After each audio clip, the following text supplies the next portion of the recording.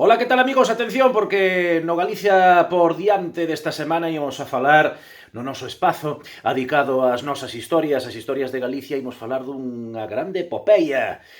Claro, e ademais estou pensando que estamos en decembro, e decembro préstase moito, non, para falar destas historias, historias de tempos idos, de tempos de xigantes da nosa mitoloxía.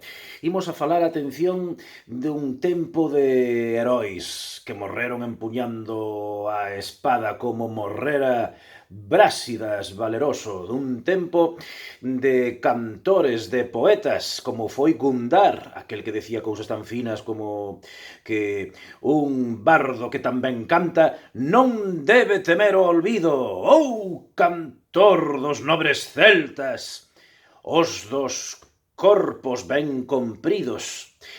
Atención, porque estamos a falar de unha historia que está moi vinculada á nosa identidade. Imos a falar de unha historia moi de Ossian, do noso Macpherson, unha historia atlántica, unha historia, atención, que é quasi que fundacional do noso mito ou imaginario celta.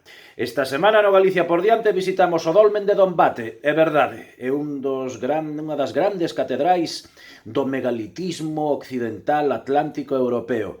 Sí, pero tamén é o templo sagrado cantado polo bardo de Bergantiños, por Pondal. Atención, porque da súa man, da man de don Eduardo Pondal, visitaremos o Dolmen de Dombate, que é un lugar absolutamente importante no seu mundo céltico atlántico. E iso, xa saben, a paso nunca mellor dito de vencedores. Vémonos e escoitámonos. Chao, chao.